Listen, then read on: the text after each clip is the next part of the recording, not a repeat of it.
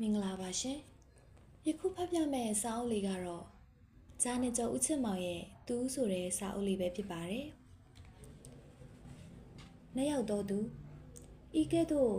ညနေတိုင်းပင်အတူတကွလာရောက်လက်ပတ်စကားစစ်ပြီးပြောဆိုပြီးလျင်နှစ်ယောက်အတူပင်ပြန်၍သွားကြသောအခါတိုင်းအကြော့တွင်စုံဖြန့်ဖို့ရန်ခရင်သည်ထဲခရင်လာသည်ကိုတွေ့ရလေ၏ပထမကတူဦးကိုရွေးချယ်ရန်မှာလွန်စွာခဲရင်မီမဟုတ်မိမိချစ်ခင်နေတဲ့၍မိမိပေါင်းသိနိုင်မည်သူကိုသာရွေးချယ်ရန်ရှိသည်ဟုထင်မှတ်ထားမိတော်လဲယခုကဲ့သို့နှစ်ယောက်သားအတူလာရောက်၍စကားစမီပြောဆိုပြီးလျင်အတူပင်ပြန်ရသွားကြသောအခါများ၌ကနှစ်ဦးစလုံးပင်လူကောင်းလူမှုလူရည်ကြိုကြီးဖြစ်သည်ဖြင့်မိမိအားမရမမတ်တမမတ်ဖြင့်အမျက်တနိုးချစ်ခင်ယူရဆောက်ရှောက်ကြမည်ဖြစ်သည်ဟုစိတ်ချယုံကြည်ထားသည့်အလျောက်မိသူအားကြိုက်နေတဲ့ရမည်ကိုဝေခွဲ၍မရနိုင်အောင်ရှိလေသည်တခါ၌လည်းအကယ်၍မိမိ၏ဖခင်ကြီးကသာမကွဲလို့မီကလေးတွင်ဤသူနှစ်ဦးအနက်မိသူမြေဝါနှင့်ပေါင်းရေးဟုတက်အပ်သေးချာမိတ်မာသွားခဲ့ပါလင်ကမိမိတွင်ယခုကြုံနေရသောအခက်နှင့်တွေ့ပွဲမရှိဖခင်ကြီးမိတ်မာသွားသောသူနှင့်သာပင်ပေါင်းသိရန်ပြင်ဆင်ဖို့သာရှိသည်ဟုတွေးမိလျက်ဖေဖေသမီးကိုအခုလိုပုံအပ်ခဲ့မဲ့အစားဖေပဲတခါတည်းပြတသားပြောသွားပါတော့ဟုပြစ်တင်သလိုပြောဆိုတောင်းတမိလေသည်သို့သောဤရင်ကြီးပေါ်၌ဖြစ်ခဲ့သောအကြောင်းအရာတို့ကိုပြန်လည်စဉ်းစားလိုက်သောအခါမိမိ၏ဖခင်ကြီးကိုအပြစ်မတင်နိုင်ပဲမိမိ၏အပေါ်တွင်အပယ်များလောက်ကြီးမားသောမေတ္တာဖြင့်ဆောက်ရှောက်မွေးမြူခဲ့သည်ကိုသာတရေရောင်ရောင်ထင်မြင်မိပြီးလျင်ကျေးဇူးတင်သည့်ထက်ယခုတော့ထိုကျေးဇူးတို့ကိုကျေပိုစွာမဆက်နိုင်တော့ပြီဖြစ်သောကြောင့်ရင်နှန်းတွေစွတ်၍သာနေခဲ့လေ၏မိမိ၏မိခင်ကွယ်လိုခဲ့သည်မှာလွန်ခဲ့သည့်18နှစ်ခန့်ကဖြစ်လေ၏ထိုအချိန်ကစ၍မိမိ22နှစ်အတွင်းသို့ဝင်ရောက်လာသည့်တိုင်အောင်မိမိဖခင်ကြီးသည်မိမိအားကောင်းစွာစောက်ရှောက်မွေးမြူလာခဲ့၏၎င်းအားအိမ်အောင်သည့်ထူရန်ကျိန်ဖန်များစွာရောက်လေရာအရက်၌ထိုမှဤမှလာရောက်ပြောဆိုကြတော်လဲသမီးဤစိတ်တွင်အနောက်ရှက်ရှိမည်ဆိုသောကြောင့်တင်းမာစွာညှင်းပယ်ခဲ့ပြီးလျင်တူဒီသောနမအားခေါ်ယူလျက်မနမနှစ်ယောက်ဆောက်ရှောက်လာခဲ့သဖြင့်မိမိမှာအေးချမ်းသာရစွာနေခဲ့ရ၏လွန်ခဲ့သောတလလောက်ကမူမိမိ၏ဖခင်ကြီးသည်လဲပြိုသွားခဲ့၏စီးပွားရေးနှင့်ဆက်လင်း၍တသက်တွင်ပူပင်ကြောက်ကြမရှိရအောင်အဆက်ဆက်အရာရာစီမံသွားယုံများမကသမီးမှာအချိန်အရွယ်ရောက်လာပြီဖြစ်သည့်အတိုင်းအိမ်အောင်ပြုလိုကမိမိနှစ်ရာတယောက်ယောက်ကိုစိတ်ချလက်ချရွေးချယ်ပေါင်းသိနိုင်ရန်ဤသူနှစ်ဦးအားအိမ်သို့ဝင်စေထွက်စေအကျွမ်းတဝေဖြစ်စေခဲ့၏၎င်းမရှိသည့်နောက်တွင်မိမိကြိုက်ရာတူဦးရွေးချယ်၍45ရက်အတွင်းမှပင်နေရာချထားလိုက်ရန်နှမဖြစ်သူအား၎င်းမိမိအား၎င်းတေချာစွာမှာထားခဲ့ပေ၏ထိုသူနှစ်ဦးသည်မိမိအားကောင်းစွာစောက်ရှောက်ရန်အတန်တန်မာခဲ့လေပြီတူဦးကအဆွေအဖြစ်စောက်ရှောက်လျက်တူကခင်မောအဖြစ်ထိမ့်သိမ်းရမည်ဖြစ်ရာညီသူကအဆွေညီသူကခင်မုန်းဟုမိမိကိုယ်တိုင်ရွေးချယ်ရမည်ဖြစ်လေ၏ရွေးချယ်ရမည်အချိန်သည်လည်းတဖြည်းဖြည်းနီးကပ်သည်ထက်နီးကပ်၍လာခဲ့လေပြီ၎င်းတို့နှစ်ဦးစလုံးပင်မိမိဖခင်နှင့်အလုတ်တူလောက်ကြသောကြောင့်လည်းရွေးချယ်ရန်တာရွေးပင်ခက်၍နေလေ၏ကိုသက်ထွန်းမှာမိမိဖခင်ကဲ့သို့ပင်အမှုတန်းဆရာဝန်ဖြစ်၍ယခုလည်းအစိုးရဆေးရုံတွင်ဆရာဝန်အဖြစ်လောက်ကင်နေသူဖြစ်ပေ၏ကိုမြင့်မောင်က၎င်းဘာသာစေးတိုက်ကလေးတစ်ခုဖွင့်လျက်အေးချမ်းစွာနေထိုင်သူဖြစ်ရာပညာရည်ချင်းမှလည်းတူမြနေသည့်အတွက်တာရေးပင်ဆုံးဖြတ်ရခက်နေခြင်းဖြစ်လေသည်ကိုသက်ထွန်းမှာအသားဖြူ၍လူကြောတစ်ယောက်ဖြစ်၏စကားများစွာပြောတတ်တော်လဲအခြားသောသူကဲ့သို့ကြားရသူမှာညင်းငွေ့ပြေးရသွားခြင်းမဖြစ်စေဘဲ၎င်း၏မျက်နှာကိုကြည့်၍၎င်း၏စကားကိုနားတဆွဆွနှင့်ထောင်ရလောက်အောင်စကားပြောကောင်းသူဖြစ်လေ၏ကိုမြင့်မောင်မာကအသားမဖြူ အသားညိုပင်ဖြစ်၏ကိုတက်ထွန်းစကားအပြောတန်သလောက်ကိုမြင့်မောင်ကစကားနဲ့လျက်ခက်မမှန်ပင်နေသူဖြစ်လေ၏ကိုတက်ထွန်းစကားများချင်းကိုမြည်သူကမှအပြစ်မဆိုကြသည့်နည်းအတူမိမိလည်းအပြစ်မယူနိုင်စင်စစ်တော့ကကိုတက်ထွန်းစကားပြောသည်ကိုကြားရလျင်မိမိမှာတခြားသောသူများနည်းတူတိုး၍သာကြားချင်လျက်၎င်း၏လက်ဟန်ခြေဟန်တို့ကိုမြင်ရ၌လဲထို၍ပင်နှိမ့်ချိုက်ခြင်းဖြစ်လေသည်တဖန်ကိုမြင့်မောင်စကားနှဲချင်းသည်လည်းတမျိုးပင်လေးစားဖွယ်ရာဖြစ်နေပြန်သောကြောင့်ဤသူနှစ်ဦးတွင်မြေသူအားရွေးချယ်ရမည်ကိုမိမိဖခင်ကြီးတတ်မှတ်ပေးခဲ့သောရဲ့နီးကပ်၍လာလေလေဝေခွဲ၍မရနိုင်လေလေဖြစ်လေ၏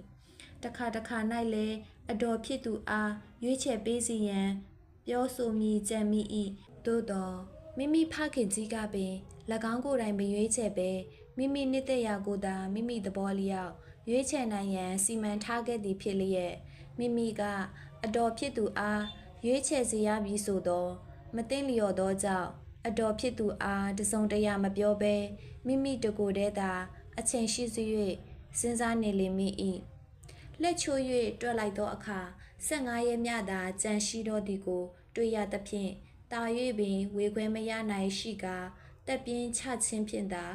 တမိုးချုပ်၍တနေထွက်ခဲ့လေ၏အကျော့ဘယ်တော့မလို့တော့အကျုံမြို့ရဲခဏသွားလိုက်အောင်မယ်တော်လေးခဏလေးပါမခင်လာတို့စီကိုမရောက်တာကြလို့အိုး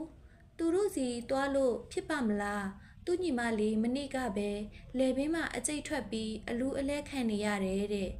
အကျော့သွားလို့ဖြစ်မယ်မထင်ဘူးမြို့ထဲမှာလည်းတလောင်ပြီးတလောင်ဆွဲချနေတာတဲ့ဒေါ်လေးမနေ့ကဈေးကအပြန်မာတောင်3-4လောင်ဆွဲချနေတာတွေ့ခဲ့သေးတယ်ဒီနေ့ပလိတ်ဟာအဆိုးဆုံးပဲလို့ညကပဲမောင်သိပ်ထိုးပြောသွားတယ်လေမဟုတ်လားပြီးတော့အကျော့မှာလည်းဆေးထိုးရသေးတာမဟုတ်ဘူးအိုးအကျော့ကိုတက်ထိုးစီဝင်ပြီးဆေးထိုးသွားနိုင်တာပဲကိစ္စမရှိပါဘူးဒေါ်လေးရဲ့ခဏပဲဟာကိုတို့ဖြင့်မော်တော်ကားစီးနှင်းကမြို့တွင်းသို့လာခဲ့လျာလမ်းတွင်အတော်ဖြစ်သူပြောလိုက်တဲ့ကဲ့သို့ပင်တလောင်ပြီးတလောင်ဆွဲချလျက်ငိုတန်ဟိတန်တို့ဖြင့်ကျွညံနေသည်ကိုတွေ့ရသောကြောင့်ရုတ်တရက်သောလာခဲ့မိခြင်းပင်မားလိမ့်ပြီဟုအောက်မိကကားကိုလှည့်ခိုင်း၍ပြန်တော့မိပင်ကြံမိလေ၏သို့သောလာမိပြီလဲတကြောင်ကိုတက်ထွန်းထန်သို့ဝင်ရောက်၍ဆေးထိုးသွားရလင်လဲတခါတည်းတန်ဝန်ငိမ့်သွားမိတကြောင်နှင့်ဆေးရုံစီသို့ဆက်လက်မောင်းနေစေခဲ့လေ၏ဆေးရုံတွေကကိုတက်ထိုးမှာလက်မလဲရအောင်ပေဆေးထိုးပေး၍နေသည်ကိုတွေ့ရလေ၏ဆေးထိုးပြီးနောက်ထွက်လာပြီဖြစ်တော်လဲဆေးထိုးရန်မျက်နှာငယ်ငယ်နှင့်စောင့်နေသူတို့မှာလွန်စွာများလာသောကြောင့်ကားပေါ်သို့ပြန်၍တက်ကာမခင်လာတို့အိမ်စီသို့သွားတော်မည်ဟုလဲလိုက်လင်ပင်ကိုတက်ထွန်း၏အကြည့်လိုက်နှင့်